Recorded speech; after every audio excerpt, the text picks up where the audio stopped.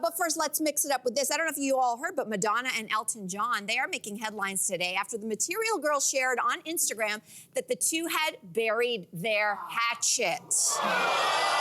Yes. Their public feud caught fire. It was actually starting way back in the early 2000s after Elton John repeatedly accused Madonna of lip syncing. Madonna wrote on Instagram recently that he came over to her at SNL this past weekend and said, "Forgive me." And she added that, quote, "Forgiveness is a powerful tool." Aww, that's so nice. B, what do you make of this story? So, you know what's interesting is I don't know where my brain was in the early 2000s. I didn't even know they had a feud. So it's nice to know that they patched it up. I just wasn't aware. But what it made me think of was actually really recently, I had a situation where I also confronted somebody who I had been carrying a lot of anger and a lot of issues with that I had never really let out. And it ended differently than Madonna and Elton. Oh, okay. So it wasn't kumbaya at the end. It wasn't kumbaya. Gotcha. Well, it wasn't anything. It was like, there was nothing. I got no apology, no real acknowledgement. Meanwhile, Madonna got acknowledgement, apology. But what it made me think about is the fact that I'm sure Madonna feels great in this moment that they've patched things up, but I also feel great too in a way that I didn't think I would without getting that closure. Because it was more about you than it was about them. It was more about me in this moment getting it off of my chest than it was about receiving back what I felt I was owed, which took me a long time to get there. So I kind of heard about this Madonna story and I was like, you know what?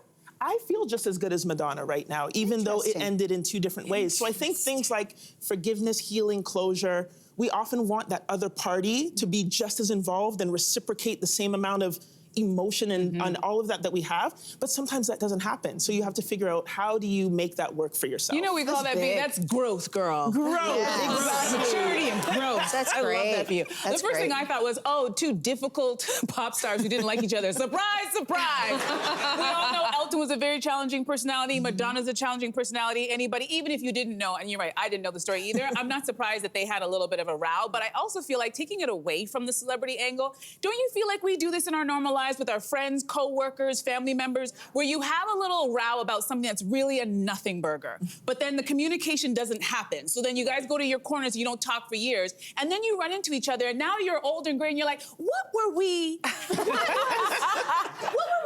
about? I don't even remember. I forgive you too, because I cannot remember, thanks to perimenopause, what we were fighting about 20 years ago. So you good, and then you move on, you take a picture, and it's all good. And I feel like that's something that we can kind of relate to. I mean, I think that's really interesting. I don't know if that's what this was, because it sounds like this was kind of a passionate hate. Like Elton John, I had no idea about this. Yeah, am I the only one who knew about it? I've been following it. Listen, I love Madonna. I knew about this when it first started, and the first year it was actually 2002. This is an old grudge. So he went on. I mean, he's called her names. He went and during acceptance speeches was calling her out. Like it was on and on. I'm not familiar if she said anything in reaction to that. I think the mudslinging was going in one direction. So they're backstage, he sees her and he immediately is like, forgive me, I'm so sorry, right?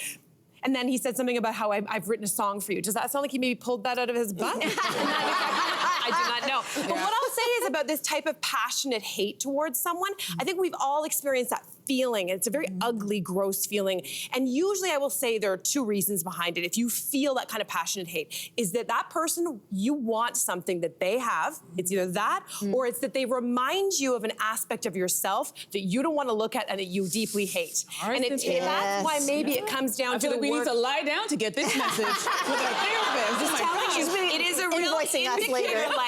It's when you feel that kind of thing come on, the best thing you can do is to not channel that anger outwards, is to try to go inwards and go, what is going on with me right now that I'm getting inspired? But you're totally right, and I love this side of you, but isn't it okay to be a little bit angry and hold a grudge? I just don't think it helps. Asking for a friend, I don't think it helps for decades, but I think initially it kind of helps. And I'll tell you why. I don't think that rage and anger is necessarily a negative thing, especially if it pushes you somewhere. So for example, there was a terrible roommate. I might have shared this story on the show before, but I had a terrible roommate. 4 of us were in a place together. We were in our early 20s, careers are just starting, and it was hard to make rent. It was a nice place, but we had to pay. This was even earlier. I mean, we know it's unaffordable now. Anyway, she started to steal from us, and then it took months, but once we caught on, we found all of our stuff, and she wasn't paying her end of the bills. She snuck out in the middle of the night night and left us high and dry. She grabbed all her stuff and she snuck out. And you know, we were so poor. And so it just hurt on so many levels because she was a good friend. So I found her place where she moved to. Of course you did. And all the garbage she left behind, the dead plants, the clothes, all the things, I put it all in garbage bags, and in the middle of the night, I strewn it right across her front lawn. Can I just point out, I get it. And listen, I'm not gonna say that every one of us doesn't have a sort of petty side and there's something delicious about that. But I will say, if we ever expect for there to be world peace, we have to get past this kind of instinct. I'm just saying. Okay. Very true. Hey, you, come a bit closer. We've got so many more must-see interviews, spicy debates, lifestyle tips, and pop culture moments. So subscribe to our channel by tapping the logo below and don't miss out.